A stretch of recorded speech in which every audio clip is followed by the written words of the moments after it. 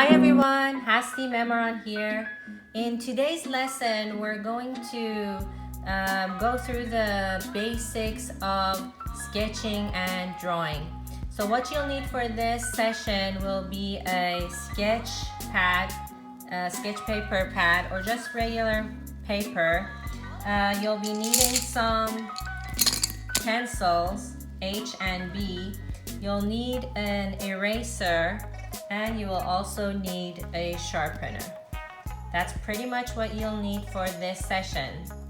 So if you're ready, let's get started. So like we mentioned last time, our pencils they all either have H on them or B. And if you remember, H, we said the higher the number of the H goes, the pencil becomes lighter and harder. And the higher the number of B goes, it becomes softer and therefore the marks are darker. So it's always better to start with HB or your H pencils and then move on to the B pencils when you want to make the marks darker. So we're starting from light to dark, and usually that's, I think, the best way to go. So I'm just gonna use my regular HB pencil. So first things first, in drawing, basically we have 2-dimension or 3-dimension. 2-dimension, you can use it in cartoons and a lot of modern pieces. But if you are trying to draw or sketch something in a realistic way, then you need the 3 dimensions because you need to create depth or volume. So if we go with 2D, 2D basically means that you have a height and you have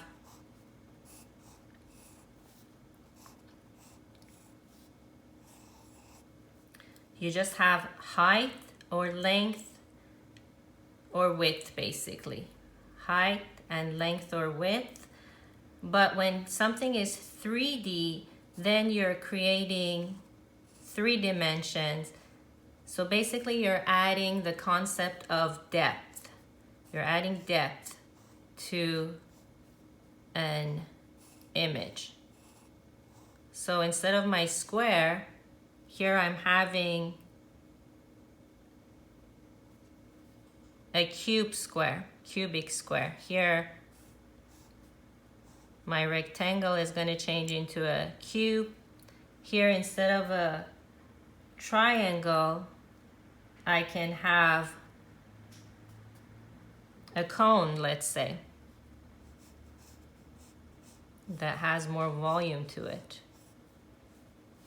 And then here instead of a circle, I can have a sphere. Or, instead of a rectangle, you can have a cylinder, which is basically just made up of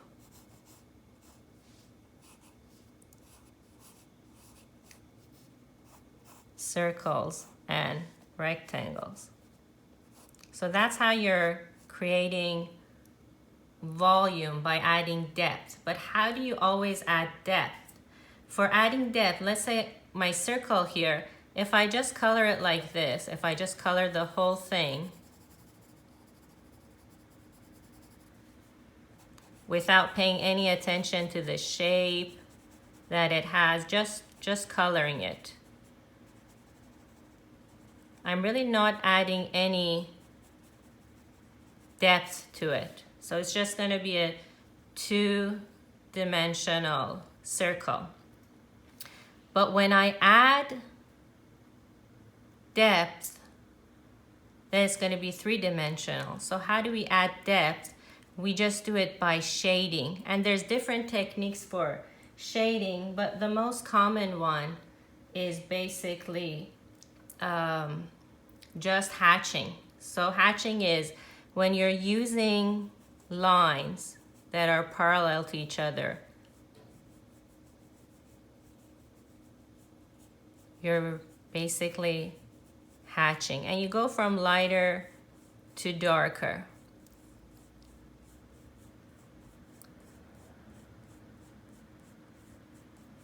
So you start with lighter, and then you can also always cross hatch, which means now you're just adding the newer hatches with an angle to the ones that are underneath. One thing you have to pay attention to when you're doing this is that you have to pay attention to the source of light. Let's say my light is hitting the object from the left side. In that case, my righter side is going to be it's going to be darker. And the left side, because the light is hitting right there, it's going to be lighter. Another thing you have to pay attention to is the form of your object. So here, if I have a circle, the way I hatch has to be in circular motion. I can't do just straight lines like that because it's not going to represent a sphere here for me. So always pay attention to your object. If the light was, of course, hitting from the other side, it would be the opposite. So it would have to be lighter here and darker on this side. Let's say the light is hitting from above, hitting the object from above. In that case, I would have to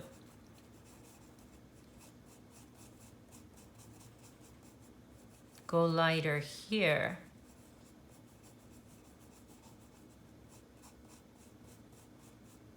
And then darker on the bottom because the light is on top.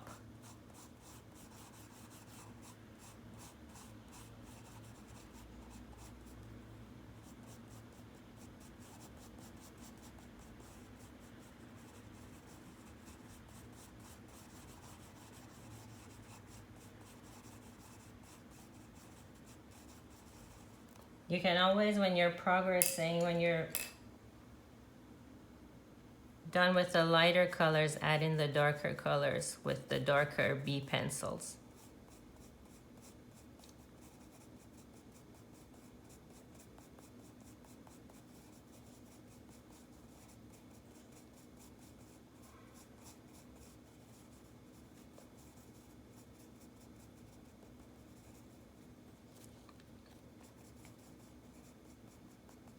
Same thing with the other ones. Let's say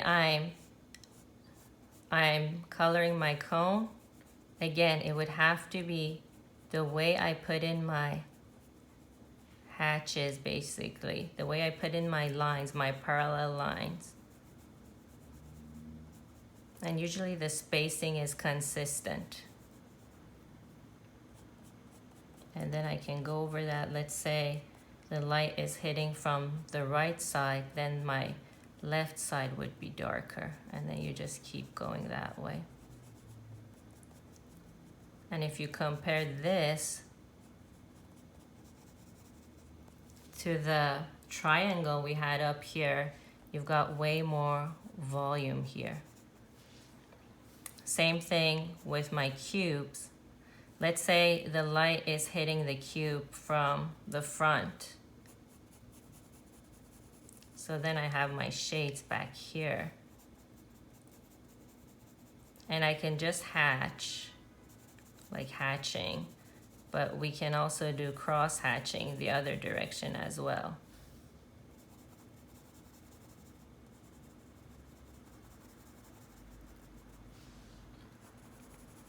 And that's how you do it. There's also other ways that we can create shades. It doesn't always have to be by using hatching. You could do stippling, where you're just using little dots to create the shades. or you could do smudging where, let's say I create my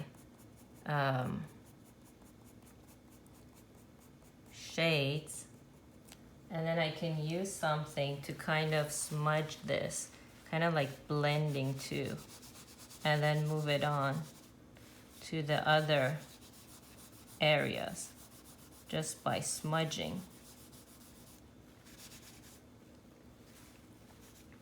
You see? So I'm just creating shades in the other areas by spreading the graphite from one side to the other. Just using a tissue here. And then just, it kind of helps with blending too. So using tissue and other material too, to just simply do your shading with different techniques always helps too. You could always use your erasers too if you want to make an area lighter.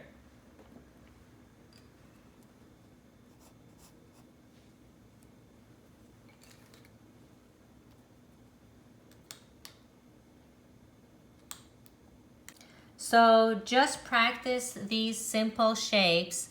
Practice making the 2D shapes, turning the 2D shapes into 3D by adding the third dimension, which is depth, by using lines and shading basically. So practice this, because no matter how simple or complex an object is that you're trying to draw, it will break down into simple shapes like this.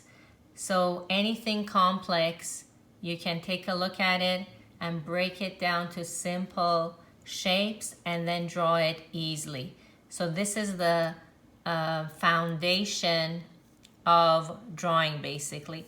Practice your shapes, practice turning them into 3D, and next session we're going to practice still life drawing. So we're going to do still life drawing, and we're going to take a couple of objects, simple and complex objects, and we are going to draw them together, and I'm going to go through shadowing next time as well. Don't forget to subscribe to my channel and also like this video if you liked it. Thank you and see you next time.